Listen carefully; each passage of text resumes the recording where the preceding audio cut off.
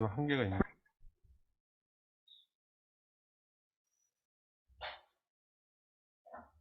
우리 오늘부터 로마서를 같이 공부하기로 했죠.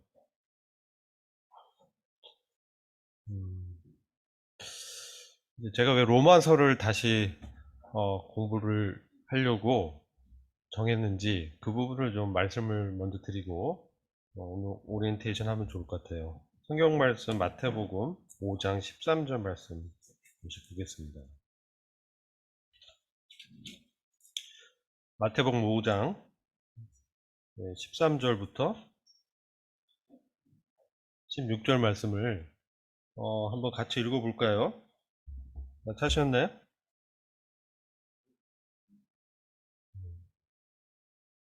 5장 13절 시작. 너희는 세상의 소금이니 소금이 만일 그 맛을 잃으면 무엇으로 짜게 하리요? 후에는 아무 쓸데 없어 다만 밖에 버리워 사람에게 밟힐 뿐이니라. 너희는 세상의 빛이라. 산 위에 있는 동네가 숨기지 못할 것이요 사람이 등불을 켜서 말 아래 두지 아니하고 등경 위에 두나니 이러므로 집안 모든 사람에게 빛이 있느니라. 이같이 너희 빛을 사람 앞에 비치게 하여 저희로 너희 착한 행실을 보고 하늘에 계신 너희 아버지께 영광을 돌리게 하라. 아멘. 어, 여러분 제가 그 주일학교 때 너희는 세상의 소금과 빛이다라는 얘기를 많이 들었어요. 어, 그래서 그런 줄 알았어요. 근데 사실 이 말씀을 보면 떤 의미인지 이제 제가 자라면서 소금의 역할, 빛의 역할을 과연 하고 있는가 그런 측면에서 봤을 때는 좌절감이 들더라고요. 어, 소금이 어떤 역할을 합니까? 소금. 소금은 맛은 어때요? 짜죠? 짭니다. 소금은 주로 이제 방부제 역할을 하죠. 그리고 우리의 염분을 이제 유지해주고 그런 역할도 합니다. 근데 이제 소금의 그런 어떤 의미가 또 우리 구약 성경을 보면 하나님의 언약의 은혜의 언약에 대해서 영원하다라는 의미로 소금 언약이라고 말씀을 합니다. 그래서 두 가지 이 영적 의미가 있다고 볼 수 있겠죠. 우리가 이제 세상의 소금이다. 이거 소금이 그 짠맛을 잃으면 무엇으로 짜게 할 것이냐?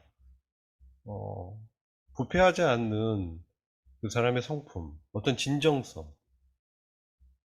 인격 이런 것들이 사실 우리 크리스찬, 기독교 크리스찬들이 있는 사람들이 이런 것들을 통해서 본을 보이라는 것이죠.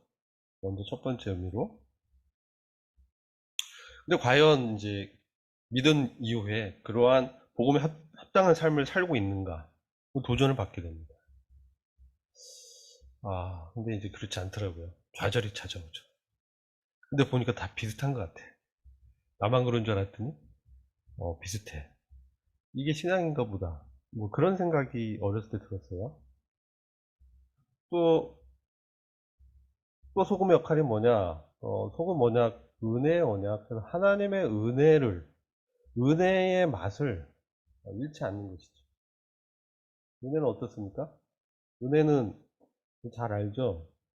받을 자격이 없는 사람에게 하나님께서 선물로, 호의로, 그 사람은 정말 자격이 없는데 전적으로 하나님의 호의 근거에서 주시는 거예요. 이게 은혜야, 선물이다. 이렇게 얘기합니다. 근데 그런 선물을 받은 사람으로 이 세상을 살아갈 때 얼마나 감사해요?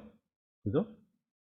감사합니다. 우리와 같은 부족하고 결핍된 사람들에게 하나님께서 은혜를 베푸신다는 거죠. 자, 그 은혜의 앞에 서서 주님의 은혜에 감격해서 이 세상을 살아가는 그 맛을 잃게 되면 사실 이제 크리스찬의 삶의 의미가 없다는 것이죠. 두 번째는 빛에 대해서 얘기합니다. 빛은 뭐 우리 잘 알죠? 진리의 빛. 여기 보면 세상의 빛이다 라고 말하고 세상의 소금이다 라고 말해요. 이게 우리 어떤 산 골짜기에 들어가서 수도원에서 사는 게 아니잖아요. 궁처럼 무슨 암자에 들어가서 돌을 닦는 게 아니란 말이에요. 이 크리스찬 기독교 신앙은 뭐냐면 이 세상 안에서 사는 거예요. 근데 세상 안에서 세상 사람들과 살아가는 데 있어서 그런 소금과 빛의 역할을 어, 해야 된다는 것이죠. 그런 의미를 우리가 보게 되죠. 그러면 이러한 우리의 행동을 보고 사람들이 어떻게 해요? 아버지 하나님께 영광을 돌리게 한다. 이게 복음에 합당한 삶이잖아요. 그죠? 근데 우리 어렸을 때 보니까 아, 처음에는 이제 그럴듯한데 정말 멋있는 말인데 그렇게 살려고 하는데 안 되는 거예요. 이 좌절이 좌절. 내가 복음을 잘 모르는가 보다 이렇게 생각을 했었어요. 아니면 원래 믿어도 이렇게 되는 게 정상인가? 어? 죄에 끌려다니고 세상에 어떤 유혹 같은 데 빠지기도 하고 넘어지고 자빠지고 코 깨지고 그러다가 주일날 와가지고 회개기도 하고 다시 돌아가면 반복되는 이런 생활들. 이게 세상의 소금과 빛인가? 차라리 그러면은 산골짜기 들어가서 혼자 거기서 기도하고 성경 연구하지 이런 이제 생각할 수 있겠죠. 근데 그것은 아니라는 거예요. 그거야말로 기독교적인 의미에서는 세속화죠. 기독교의 진정한 본질을 잘 모르고 그렇게 사는 거죠. 또 복음의 본질이 뭐냐? 우리가 이렇게 겉으로 바리새인처럼 그럴듯하게 사는 그게 아니고 실제로 세상에서 이런 삶을 살아내는 거, 살아지는 거, 이게 복음의 본질이에요. 근데 어느덧 우리는 우리의 신앙생활에 익숙해 있다 보니 관성화되고 딱딱해집니다. 이게 어떤 교회입니까? 요한계시록 2장, 3장 보면 7교회 중에 4대 교회가 있어요. 개혁주의 교회를 상징하는데 타락한 천주교에서 개혁을 했지만 이게 어느덧 딱딱해지고 이 종교화돼 가지고 겉모양은 그럴듯한데 실제 내면은 그렇지 못한 그런 상태인 거예요. 그래서 살았다 하는 이름은 있지만 실제는 죽었다는 거죠. 실제 영적인 영향력이 없다는 것이죠. 세상의 소금과 빛의 역할을 못하고 있다는 것이죠. 그래서 우리는 다시금 복음의 본질로 돌아가야 된다는 거예요. 하나님께 영광 돌리는 삶, 실제로 세상의 소금과 빛의 역할을 할 수 있는, 하는, 그게 우리의 가운데서 이루어지는 그러한 복음에 합당한 삶을 우리가 다시금 적용하기 위해서, 우리 삶에서 실천하기 위해서 로마서를 다시 우리가 살펴봐야 되겠다. 그런 동기부여를 갖고 우리가 로마서 하는 겁니다. 로마서의 구성을 일단 먼저 말씀드릴게요. 로마서 개요 보시면 서론에서 로마서 1장에서 주요한 말씀이 하나님의 복음이란 단어입니다. 여러분 이게 하나님의 나라의 복음과 차이를 우리가 인식해야 돼요. 하나님의 복음, 하나님의 주권적인 역사 가운데 나타나는 복된 소식들, 영어로 굿뉴스, 발음이 좀 그렇지만 글래드 타이딩스 이렇게도 얘기도 합니다. 그러면 그 어떤 의미냐? 선한 좋은 어떤 하나님의 물결들 그런 의미예요. 복수형이에요. 굿뉴스. 그죠? 복수예요. 소식들. 한번 단회적 끝나는 것이 아니라 우리가 구원받고 그죠? 칭의의 구원을 받고 그 이후에도 계속 우리의 삶 가운데 우리의 심령에 파도치듯이 밀려오는 하나님의 그 은혜의 복음 그것이 우리의 삶을 변화시킨다는 거죠. 그러니까 복음을 안다 하는데 삶의 변화가 없다. 다시 돌이켜서 돌아와서 복음의 본질을 뭔지를 한번 우리가 봐야 된다는 것이죠. 하나님의 복음과 이제 천국 복음과 차이가 있습니다. 사도 바울이 증거한 것은 하나님의 복음이에요. 하나님의 은혜의 복음, 하나님의 영광의 복음 여러 표현이 있습니다. 또는 그리스도의 복음 이렇게 말씀이 기록되어 있는 곳도 있고요. 근데 사복음서는 주로 천국 복음을 얘기합니다. 그것은 하나님의 나라에 들어가는 복음이에요. 하나님의 왕국에 들어가는 복음이에요. 그걸 천국 복음이라고 합니다. 그럼 하나님의 복음은 뭐냐? 하나님의 왕국에 들어가서 어떻게 살아가는지 그런 부분을 삶을 더욱 다루는 복음이라는 것이죠. 하나님 자체에 대해 더 집중하는, 하나님과 교제, 하나님은 우리 인생에 어떻게 역사하고 어떻게 변화 일으켜서 우리 영광스러운 하나님 아들로 하나님의 양자로 세워가는지 그런 부분을 다룹니다. 영광의 복음이라고도 하죠. 천국 복음은 뭐냐? 죄사함 받고 거듭나서 하나님의 나라에 들어가는 거. 그게 천국 복음이에요. 주로 이게 사복음서는 그 포커스가 거기가 있어요. 포커스를 얘기하는 거예요. 그것만 다루는 것은 아닌데 주로 집중해서 얘기하는 부분이 그거다. 근데 바울의 복음은 이미 바울은 부활한 그리스도를 만나죠. 바울이 만난 십자가와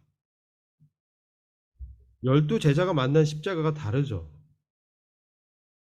어떤 게 다를 것 같아요? 우리 십자가를 보면 갈보리에 십자가 3개가 딱 서 있잖아요. 그죠? 중앙에 이제 예수님이 달려 계시고 좌우편에 강도들이 이제 달려 있습니다. 그죠? 이제 12제자를 봤던 십자가는 그런 십자가였어. 그럼 우리가 예수님이 달린 십자가, 좌우편 강도와 함께 달려있는 그 저주와 심판의 그 십자가를 이제 바라보면서 무슨 생각을 하세요? 어떤 생각을 하겠어요? 아, 나의 죄를 위해서 예수님이 하나님 어린 양으로 죽으셨구나. 그거죠. 십자가 이제 보면. 근데 사도 바울은 어떤 십자가를 받겠어요? 어떻게 했어요? 한마디로 내가 못 박혀 있는 십자가를 본 거예요. 내가 죽은 십자가. 예수님이 죽은 줄 알았는데 봤는데 예수님만 죽은 게 아니라 나도 거기 못 박혀 있는 십자가를 바울은 본 것이죠. 내가 그리스도와 함께 십자가에 못 박혔다. 그렇게 내가라고 자기의 주관적인 간증을 하고 있죠. 바울 개인의 경험이죠. 그러니까 여러분, 내가 죄 사함 받고 거듭났다고 해서 내가 그리스도 연합을 이해하고 그걸 깨달았다고 해서 내가 정말 십자가에 못 박힌 그런 삶을 사느냐? 뭐 다른 거예요. 아시겠죠? 근데 지금 이 로마서는 내가 정말 십자가 못 박힌 사람을 어떻게 살아가야 되는지 그 복음의 본질을 밝히고 있죠. 하나님께서 뭘 말씀하려고 하는 것인지. 그래서 주제는 뭐니까 하나님의 의입니다. 의. 하나님의 구원의 능력이 우리 삶 가운데 역사에서 어떻게 의인의 삶을 살 수 있는지. 구약 때는 어땠어요? 칭이라고 합니다. 구약에서는 칭이라고 합니다. 그건 뭡니까? 의롭지는 않은데 하나님을 믿음에 그것을 저의 의로 여겨주는 칭의. 그게 이제 구약적 의예요. 근데 바울이 말하는 하나님의 의는 그것이 아니에요. 다릅니다. 하나님이 공의롭고 하나님이 정말 죄가 없으시고 정말 성결하시고 완전하신 그 하나님의 의가 그냥 너 사실상 의롭지 않은데 그냥 의롭다고 불러주는 거야. 그 구약적 의. 신약에서 말하는 특히 로마서 바울이 증가한 하나님의 복음에서 말하는 의는 그 하나님이 갖고 있는 의와 동일한 의가 나한테 선물로 주어졌다는 거예요. 율법의 어떤 행위와 전혀 무관하게 믿음으로 하나님의 의와 동질적인 의가 나한테 부어졌다는 거예요. 그래서 나는 하나님의 의로운 만큼 내가 의롭다는 거예요. 요한복음 13장에서 우리의 온몸이 깨끗하다 이렇게 말씀하는 것처럼 완전히 깨끗한 자가 됐다는 거예요. 죄들에 대해서 완전히 죄들이 제거됐다는 것이에요. 죄들이 덮어진 게 아니고 구약의 그 용서는 죄가 덮어지는 거예요. 신약의 속죄는 그 죄들이 제거되는 거예요. 그래서 요한복음 3장 보면 하나님의 어린 양 세상의 죄를 지고 가는 이렇게 주님을 이렇게 묘사하죠. 그래서 이 의라는 것은 완전한 의다. 그것이 하나님의 구원의 능력으로 우리 안에서 역사를 하는 것이 복음의 능력이다. 복음에는 하나님의 능력이 나타나서 그렇죠? 믿는 자를 어떻게 해요? 믿음에서 믿음에 이르게 한다는 것이죠. 1장 17절에 보면 나오죠. 그런 부분을 우리가 다룰 거고 세 번째는 1장 18절에서 3장 20절까지 모든 인간은 불의하다. 고로 유죄 판결을 받기에 마땅하다. 죄인이다. 그런 말씀하는 거예요. 그럼 어떻게 의롭게 되냐? 어떻게 의를 얻느냐? 단순히 믿음으로 의롭게 불려지는 게 아니라 의롭다 여김을 받느냐? 하나님의 의를 어떻게 받느냐? 그런 부분을 정의하고 사례를 들고 그 결과가 어떻게 됐느냐? 하나님과 화목된 자가 되었다. 그 말씀하는 거죠. 이신칭의가 신약에서는 이신득의 개념으로 우리가 받아들이는 것이죠. 득의, 얻을 득자예요. 얻었다. 단순히 그냥 칭해지는 게 아니라 그 의를 우리가 갖고 있다는 거예요. 소유하고 있다. 하나님의 의를 내가 갖고 있다는 거예요. 완전히 용서받았다. 완전히 깨끗해졌다. 누구도 나를 정죄할 수 없다. 전혀 생각이 나지 않는다고 하신다. 하나님이 기억지도 않는다고 하셨다. 그런 의로움이에요. 5장 12절부터 8장 13절까지는 이제 성화를 다룹니다. 거룩하게 되는 것. 그래서 그리스도 안에 있는 것과 첫사람 아담 안에 있는 것이 어떻게 차이가 있느냐. 그리고 그리스도와 연합이라는 게 어떤 건지 설명하고 우리가 신앙생활을 해 나가는데 사도 바울이 특별히 우리가 로마서 10장을 보게 되면은 사도 바울이 하나님을 향한 열심이 특심이었잖아요. 그래서 이 종교인의 삶에서 참 고통 가운데 있었던 그 경험을 다룹니다. 율법 아래에 있는 종교인의 상태. 거듭났는데 그가 성령의 인도함 가운데 있지 못하는 나의 기초한 신앙으로 살아가는 그 좌절을 다루고 있죠. 이거 우리 잘 알잖아요. 로마서 7장 가면 오라 나는 공고한 자로다. 누가 있어서 이 사망의 몸에서 나를 건져내겠느냐 이런 고백을 하게 됩니다. 여러분 이런 고백을 한 경험이 있으세요? 없으세요?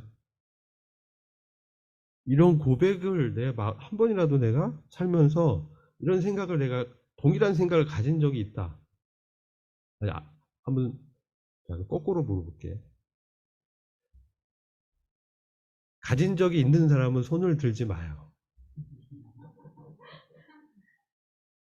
그럼 뭐야? 지금 다 손을 안 들었어. 다 그런 생각을 한 번쯤은 생각했다는 거네. 그죠? 그죠? 아니에요? 아닌 사람 손 들어봐. 없네. 그럼 다 그런 생각을 가졌다는 거야. 한 번쯤은. 자, 이것은 뭐예요? 율법 아래 있다는 거예요. 그래서 여전히 나에게 익숙한 것으로 이루어지려고 사는 거예요. 그러니까 이제 안 되는 거예요. 불가능한 거예요. 그래서 이제 해방이 나옵니다. 딜리버런스라고 하는데 구원이라고도 표현하지만 셀베이션이고 구원이라는 단어는 해방은 딜리버런스로 표현해요. 영적으로 그가 십자가에서 그리스도와 함께 못 박혀서 죽었다는 거죠.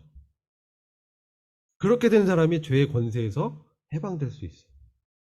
왜 내가 이렇게 다람쥐 쳇바퀴 돌듯이 종교화되고 죄의 습관들로 인해서 넘어지는 것이 반복적으로 일어나느냐? 내가 십자가에 실질적으로 상태적으로 못 박혔다는 믿음에 따라서 살지 않고 있기 때문에 그렇죠. 명확한 거예요. 그냥 머리로 이해하는데 실제 안 되는 거야. 그걸 바라지도 않고 추구하지도 않고 그냥 그러려니 타성에 젖어 있는 거지. 이제 우리가 다시금 복음의 본질 돌아가서 그러한 타성에서 그런 종교적 습관에서 나와야 돼요. 그래서 우리가 구약 성경 보면 이 모형이거든요. 그러면 출애굽하잖아요. 왜 출애굽했어요? 이스라엘 민족이? 왜 했겠어요? 이 세상에서 죄의 그 지배 아래 있던 세상에서 탈출한 거잖아요. 그죠? 출세상이잖아요. 출애굽 출세상이죠. 그래서 왜 이제 구원 받았다 이거죠. 왜 나왔어요? 예배를 드리기 위해서 나온 거죠. 그죠? 그 나가서 저 주님께 예배 드리려고 나왔어요. 예배가 뭐냐는 거죠. 예배가 뭡니까? 여기 와서 우리가 성만찬 떼는 게 예배 전부입니까? 아무 생각 없고 막 피곤하고 그런데 그냥 떼야 돼서 나와서 그냥 참여하는 게 예배입니까? 공적 예배 중요합니다. 기념하라고 하셨으니까. 근데 정말 성경에서 말하고 있는 참된 예배, 신령한 예배가 뭐냐는 거죠. 그 영적 예배가 뭐냐는 것이죠. 뭐예요? 아까 마태복음 5장 13장에서 16절 읽었잖아요. 세상의 소금과 빛으로 그 역할로 사는 거예요. 그게 예배를, 우리 그게 예배라고 성경은 가르치고 있어요. 우리 구약의 제사와 종교적 예배는 이제 끝난 거예요. 그거 아무리 드려도 하나님 기뻐하지 않아요. 짐승을 지금 잡지도 않고요. 각을 뜨지도 않아요. 유대인들이나 이제 그걸 하는 것이지. 신약교회는 그렇지 않습니다. 우리가 그런 어떤 본질을 알아야 돼요. 그 다음에 여섯 번째로 다루는 게 영광스럽게 되는 거. 8장 14절에서 39절에 다루고 있어요. 영광스러워. 내가 이 죄가 습관에 내가 사로잡혀 있던 이 몸으로부터 구원을 받아서 몸의 구속이라고 표현해요. 하나님의 영광의 구원에 내가 들어가는 거예요. 언제요? 주님이 오실 때. 재림하실 때 그 구원이 완성이 되는 거예요. 구원은 그래서 과정인 거예요. 과거, 현재, 미래가 있어요. 그래서 구속과 차이가 있어요. 구속은 과거예요. 영혼 속죄 받았다. 속량 받았다. 과거에 내가 죄사함 받고 주님의 나라로 옮겨졌다. 이게 구속이에요. 과거 사건이에요. 구원은 뭐예요? 현재 진행형이에요. 미래에 이루어질 거예요. 자, 세계 구원의 경륜을 바울을 통해서 또 9장에서 11장을 다루고 있어요. 어떻게 하나님께서 이방인을 구원하시고 교회를 지으시고 교회가 휴거된 이후에 유대인들이 구원을 받고 온 세계가 구원을 받는지 그것을 다루는 게 세계 구원의 경륜입니다. 이게 9장에서 11장까지 삽입장이라고 얘기하는데 사실 이거 굉장히 깊은 내용을 담고 있어요. 하나님의 선택과 주권과 이스라엘의 남은 자, 이걸 다루고 있고, 여덟 번째 주제가 새롭게 된 것, 실천적인 신앙. 실천 좋아하잖아요. 하고 싶잖아요. 잘 안 돼서 그렇지. 그런 부분을 다루고 있어요. 영적인 예배가 뭔지, 세상의 빛과 소금, 그 역할을 어떻게 하는지, 우리의 생각과 마음이 변화가 돼야 돼. 새롭게 돼야 돼. 그래서 이 세상에 동화되지 않고 하나님이 기뻐하시고 온전하신 뜻을 분별해서 내 몸을 드려야 되는 거예요. 이게 영적 예배예요. 실제 그렇게 살라는 거예요. 그게 예배라는 거예요. 신령과 진정으로 예배를 드리라. 영과 진리로 예배를 드려라. 하나님이 그런 자를 찾고 계시다. 그래서 이제 교회 안에서도 우리가 활동하지만 은사죠. 은사. 하나님 주신 은사. 뭐 가르치는 거, 봉사하는 거, 또 지혜, 또 믿음의 은사, 여러 은사들이 있습니다. 다스리는 은사. 그 교회 내에 그런 질서. 13장에서는 사회에서 그럼 어떻게 우리가 섬겨야 되냐, 어떻게 우리의 거룩함을 나타내느냐, 열매를 맺느냐, 13장 다루고요. 14장에서 15장 13절까지가 이 덕을 세우는 거, 매우 중요하죠. 덕을 세워주는 거. 믿음이 연약한 자가 있을 때 믿음이 강한 사람이 어떻게 그를 섬길지, 그런 것을 다루고 있죠. 이게 매우 중요합니다. 견뎌내고 참아주고 그렇게 하는 것이죠. 비판하지 않고. 결론, 복음이 완성. 15장 14절부터 마지막까지 이방인들이 거룩하게 이제 되기 위해서 어떻게 말씀하고 있는지, 하나님께 거룩한 제물로 드리라. 전도 부분도 나오고요. 또 이방인 성도와 유대인 간에 원래 상종 안 하는데 어떻게 교통을 하고 있는지, 정말 이게 중요하죠. 우리가 문화가 다른 사람들, 배경이 다른 사람들을 교제하기 힘들어요. 때로 그런 사람들을 만나요. 직장에서도, 또 교회 내에서도. 어떻게 그럼 서로 교제해야 되는지. 그 다음에 청거와 인사. 매우 중요하죠. 그래서 여기 보면은 바울이 계속 누구를 청거합니다. 이게 뭡니까? 우리가 그리스도 심판대에서 주님께서 우리를 이제 청구하시는 것을 연상할 수 있어요. 마지막은 하나님의 은혜를 말씀하고 영원한 영광을 말씀해요. 이게 이제 로마서의 큰 개요입니다. 오늘 오리엔테이션이니까 내용을 좀 자세히 보다는 그 개략적으로 말씀드릴게요.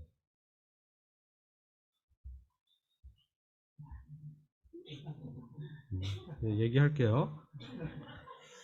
자, 보시면 로마서가 이렇게 이 단계를 설명하고 있습니다. 아까 로마서 1에서 2장은 거듭남, 어떻게 하나님의 자녀가 되느냐, 자녀. 여기 로마서 1, 2장에서 다루는 건 자녀를 다룹니다. 이건 원어적으로 테크논이라고 합니다. 하나님의 자녀 또는 백성. 이 되는 조건은 거듭나고 죄사함을 받아야 돼요. 그죠? 그래야 하나님 나라에 들어갈 수 있어요. 그리고 로마서 3장에서 5장 11절에서 하나님의 의를 이렇게 얻는 부분을 다루고 있어요. 이것은 하나님의 복음이에요. 하나님의 의의 기초에서 하나님의 복음이 어떻게 역사하는지. 그리고 로마서 5장 11절까지가 죄들을 다룹니다. 죄들. 그리스도의 십자가의 보혈로 죄들이 완전히 깨끗이 씻어진 부분. 이게 하나님의 의입니다. 믿는 자에. 그게 효력이 있는 것이죠. 십자가의 보혈의 공로로 우리가 영원한 속죄를 얻어서 하나님의 의를 믿음으로 얻는 부분이죠. 근데 로마서 5장 12절부터는요, 그건 죄들을 다루는 게 아니라 본성적인 죄를 다룹니다. The sin 이렇게 표현돼요. 그 죄, 아담과 하와가 본질적으로 품었던 마음에 하나님 두기 싫어하고 독립적으로 살아가려는 그 죄의 본성, 어떻게 해결해야 되느냐? 하나님의 의의 기초에서 어떻게 해결해야 되겠어요? 십자가의 그리스도와 함께 못 박힘으로, 죽음으로, 죽어야 돼요. 그것만이 해결책이에요. 죽었을 때 내가 자유가 있는 거예요. 그래서 이게 영적인 자유, 영적 해방. 진리가 너희를 자유케 하리라. 어떻게? 십자가에 못 박히게 함으로 우리가 참된 죄와 사망의 권세에서 자유롭게 되는 거예요. 이것을 죄성을 다룹니다. 그 율법의 부분을 7장에서 다루고. 그래서 우리가 세상에 대해서 죽고, 그죠? 율법에 대해서도 죽고, 나의 옛사람이 그렇게 죽었다는 거예요. 그리고 나의 새 사람이 내가 이제 새로운 피조물이 되었다. 이제 새 사람이 되었어요. 새 사람이 된 사람의 본성은 의지가 있습니다. 하나님의 선한 일을 하고 싶어 합니다. 중요한 거는 능력은 부족해. 이게 핵심이에요. 로마서 7장에서 얘기하는 거예요. 내가 하고 싶은데 막 그런 선한 갈구와 그 욕구가 있고 이제 이전이 아니라 정말 하나님이 이제 원하신 대로 살고 싶은데 그걸 하는 강력한 능력은 나한테 없어. 그래서 성령님의 그 능력이 우리한테 필요한 것이죠. 그래서 기름 부으심과 그분의 능력이 나타나기를 기도해야 돼. 구해야 돼. 간절히 그런 것을 사모해야 돼요. 이것은 추구하지 않으면 얻을 수가 없어요. 나 그런데 관심이 없어요. 그래서 상관이 없어요. 왜? 그 사람의 선택이에요. 그런 사람은 어떻게 돼요? 부끄러운 구원에 빠지게 되는 것이죠. 그럼 어떻게 하나님의 아들의 영광에 동참할 수 없어요. 로마서 8장 3절부터 16절까지 다루는 게 바로 하나님의 아들의 영광을 다루는 거예요. 양자의 영, 뭐 이렇게 표현합니다. 그런 이런 삶을 살려면 하나님의 은혜가 필요하죠. 이게 거듭남과 죄사함에 내가 은혜를 얻었다. 이제 신앙에 입문한 거죠. 여기서 끝났다고 생각하면 오해예요. 이렇게 어떤 단계들이 있어요. 상태. 그러면 이제 로마서를 공부하면서 우리가 이제 거듭남과 죄사함을 알았다 그러면 그게 아니라 이제 이신 득의의 복음을 아는 거예요. 그럼 내 신앙이 좀 이제 업그레이드 되겠죠. 성장하겠죠. 여기서 또 내 하나님의 은혜를 얻고 너무 감사하고 했는데 다시 열심히 살아보려고 하니까 안 돼. 여전히 넘어져. 그러면 이제 죄성이 해결이 안 되는 거예요. 여전히 그것과 전쟁이 있는 것이죠. 그 부분을 다루는 것이죠.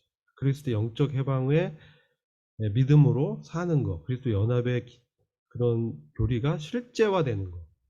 머리로 아는 게 아니고 실제로 그런 삶을 사는 걸 얘기하는 거예요.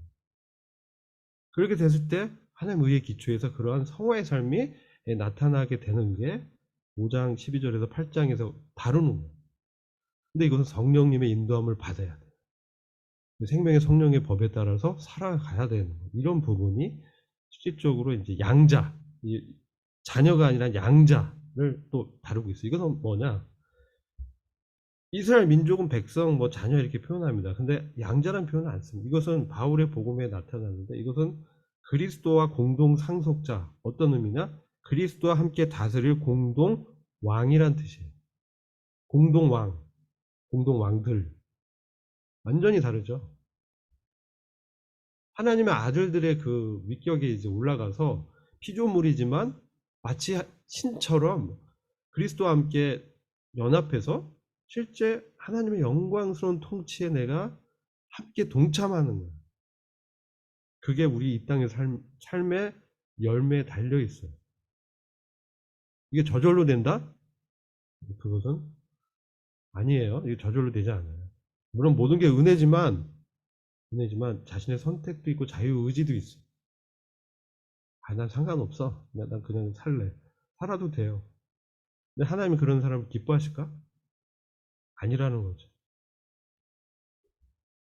구원의 목적에 도달하기를 원하시는 거예요. 하나님은 자기 자녀가 태어났는데 여전히 50세가 됐는데 8살처럼 행동해. 살아. 기뻐하겠어요? 아버지가? 슬퍼하고 걱정하시겠죠. 왜 이렇게 성장하지 않을까? 그런 부분을 다루는 것입니다. 로마서 1장 1절 하나님의 복음 설명드렸죠. 왜 로마서를 썼느냐? 바울이 세 가지 목적입니다. 첫 번째, 신령한 은사를 나눠주기 위해서 썼다. 뭐가 영적인 선물, spiritual gift라고 되어 있어요. 어떤 영적인 선물을 주기 위해서 너희 보기를 간절히 원했다는 거예요. 바울이 간절히 원했어요. 로마에 가서 이 복음을 그들에게 가르치려고. 로마에 구원받지 않은 사람들한테 하는 게 아닙니다. 로마서는 로마에 구원받은 성도의 들에게 그들을 대상으로 쓰여진 서신서예요. 그러니까 이건 복음인데 구원받은 사람이 필요한 복음이에요. 아시겠죠? 그래서 복음의 교리를 신약교회의 복음의 교리를 세워주는 거예요. 구약의 어떤 그러한 그런 복음이 아니라 이신칭이 그런 것이 아니라 하나님의 의와 이신 득이와 영적인 해방과 하나님의 그 양자가 되는 그 영광에 들어가는 그런 복음을 어, 말씀하는 거예요. 그래서 그러한 영적인 선물을 주기 위해서 그래서 우리가 이것을 받게 되면 우리의 믿음이 견고하게 되는 거예요. 견고하게 되는 거예요. 어렸을 때 이거 정말 몰랐어요. 아무도 가르쳐 주지도 않고 그냥 그러려냐고 살았어. 근데 언뜻 보니까 50세가 넘어가는 거예요. 세월은 그냥 지나가. 안 기다려줘요. 뭐, 금방 지나갑니다. 여러분 이제 아직 청년 때 인생을 걸고 정말 이거 한번 목숨을 걸고 인생을 여기에 걸 만한 영원한 가치가 있는 거예요. 복음은 그렇습니다. 복음의 가치는 영원한 거예요. 여기 내 인생을 걸고 그렇다고 모든 거 포기하고 그런 얘기가 아닙니다. 그래서 세상에 소금과 빛이 되라고 했잖아. 절에 들어가거나 수동 가라 그런 얘기가 아니에요. 세상의 소금과 빛으로 정말 그 세상의 사람들과 섞여서 사는 걸 얘기하는 거예요. 그때 하나님 복음이 우리의 역사에서 하나님의 기초에서 은혜에 복종하면서 성령의 열매를 맺는 삶을 살게 된다는 것이죠. 여기 이렇게 1장 13절 말씀하잖아요. 내가 여러 번 너에게 가고자 한 것을 너희가 모르기를 원치 아니한다. 바울이 여러 번 가길 원했어요. 한 번도 아니고 여러 번 가려고 했는데 잘 못 갔어요. 그러니까 아마 에베소에서 사역을 마치고 이제 고린도 가는 거기서 아마 AD 57, 58년경에 로마서를 쓰지 않았을까 이렇게 추정합니다. 여러 번 가려고 했는데 못 가니까 이제 편지를 쓰면서 이거 반드시 알아야 돼. 왜 알아야 돼요? 이 열매를 맺는 삶을 살게 하기 위해서. 죄짓고 회개하고 죄짓고 회개하는 그 종교성에서 해방돼서 실제 하나님의 아들로 사는 삶을 위해서, 성령의 열매를 맺는 삶을 살게 하기 위해서 썼다는 거죠. 근데 저 아직 그렇게 못 사는데 이거 과정이 필요하지 않아요? 필요합니다. 과정이 필요합니다. 근데 알아야죠. 알아야 시도할 거 아니에요. 모르는데 어떻게 시도하겠어요? 제대로 알아야지. 알아도 제대로. 그러면 열매를 맺는 삶을 살게 되는 거예요. 그리고 그걸 추구해야죠. 가치를 두고. 그래서 바울이 복음을 부끄러워하지 않았다. 내가 복음을 부끄러워하지 아니하노니 이 복음은 모든 믿는 자에게 구원을 주시는 하나님의 능력이 됩니다. 믿는 자인데 믿는 자에게 또 구원을 줘요. 이게 뭐겠어요? 우리의 성화를 얘기하는 것이죠. 복음은 성화의 능력을 우리한테 주는 거예요. 네? 천국에 들어가는 거 말고 플러스 또 우리를 거룩하게 하는 하나님의 능력이 복음에 있다. 그래서 복음은 그레드 타이딩스, 이 복수로 우리에게 계속해서 역사합니다. 구원받을 때 한번 단회적으로 딱, 내가 깨달았어. 이게 아니라는 거죠. 죄사함, 거듭남 딱 깨달았어. 그게 아니라는 거죠. 거기서 더 나아가서 정말 그리스도와 함께 동행하고 그리스도와 함께 십자가에 못 박혔고 다시 살아나서 그것을 믿으면 죄와 사망의 권세에서 해방돼서 하나님 아들의 삶을 이제 살아가는 그 능력이 복음에 있다는 것이죠. 그래서 우리가 로마서를 읽고 깨닫고 이게 성령님이 이것을 깨달음을 주십니다. 이게 내가 잘 이해가 안 돼. 그러면 어떻게 해야 되겠어요?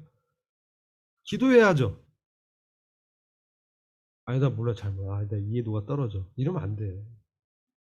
기도하고 성령님께 구하고 또 먼저 된 분들한테 물어보고 이런 그 집회 같은 데 참여해서 배우고 그 열망이 있어야죠.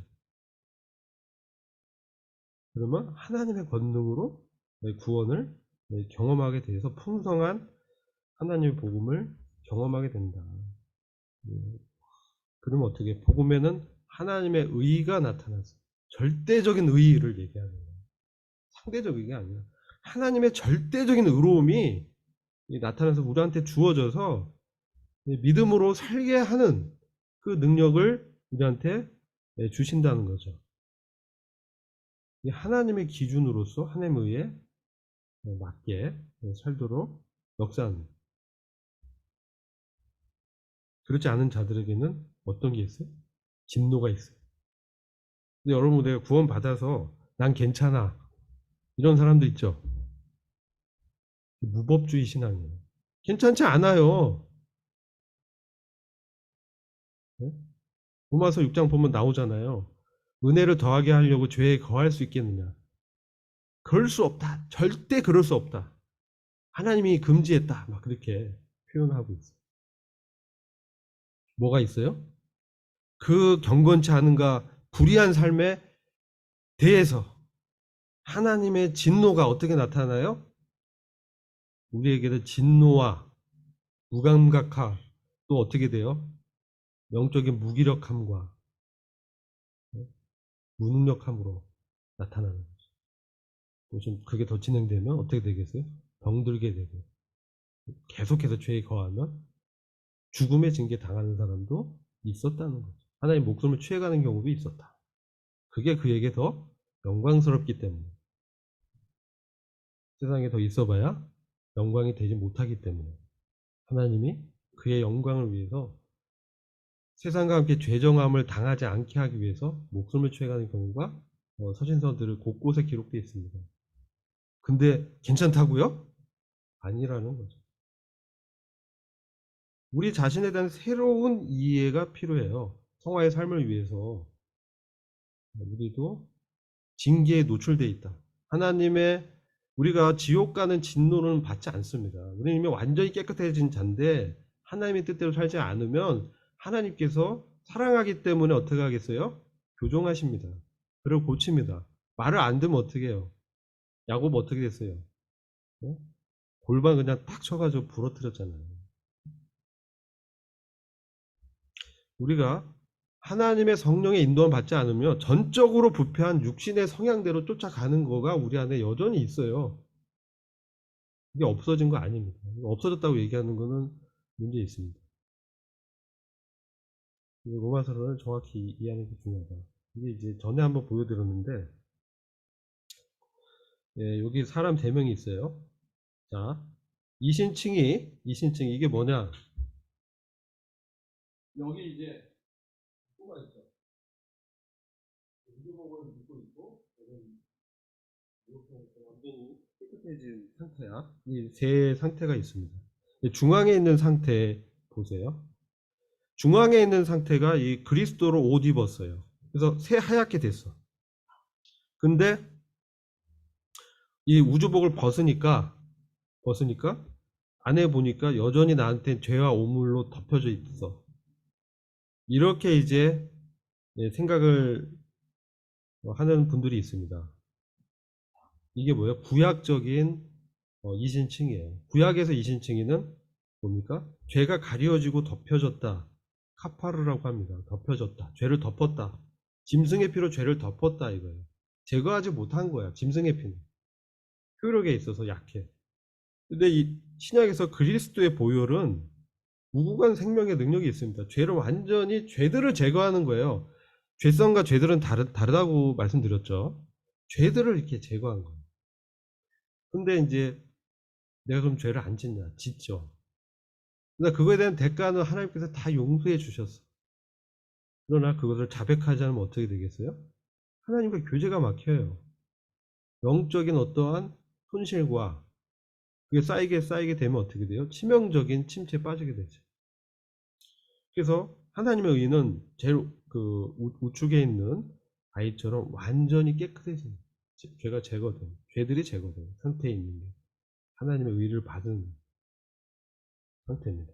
그래서 율법 외에 하나님의 한 의를 설명하고 있어요. 이게 중요합니다. 율법 외에 나타나 하나님의 한 의.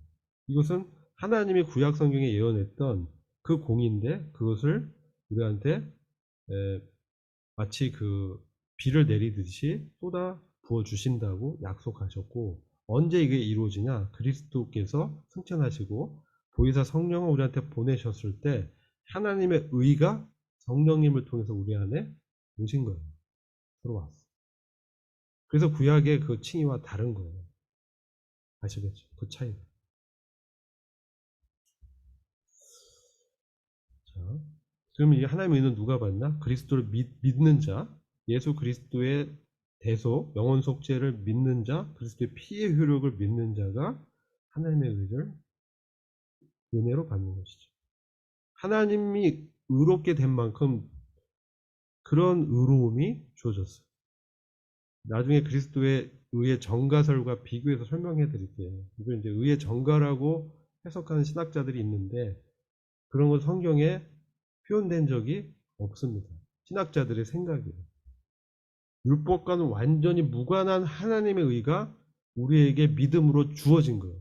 그리스도께서 열심히 율법을 지켜서 그 의를 우리가 받은 게 아니고 하나님의 그 의가 우리한테 선물로 주어졌어요. 율법과는 아예 상관이 없는 거예요. 예수님이 율법을 열심히 지켜서 예수님 믿을 때 그 의가 나한테 넘어온 거야. 그게 아니라는 걸 말씀드려요. 성경에 그런 근거가 없어요. 신학자들이 그렇게 이제 표현하고 그걸 얘기했던 분도 열심히 그걸 지켜보려고 했는데 못 지켰다는 거지. 그런 차이가 있습니다. 그리고 그리스도인의 두 가지 상태를 우리가 알아야 돼요. 로마서 8장 8절에 보면 그리스도인도 육신에 있는 사람이 있어요. 육신에 속해서 하나님을 기쁘게 할 수 없는 상태에 있는 사람이 있어요. 어린아이라고 합니다. 시기와 분쟁과 다툼 가운데 나의 의를 의지하고 육신의 욕구에 따라 사는 상태. 상태를 얘기하는 거예요. 신분이 아니라. 그러나 그리스도 안에서 그리스도와 함께 동행하는 사람이 있죠. 성령의 인도함을 받고 있는 사람. 나는 어떤 상태에 있는지 한번 생각해 보시기 바랍니다. 내가 만약 육신에 있다면 주님 저를 육신에서 해방시켜 주십시오. 이렇게 기도해야 돼요.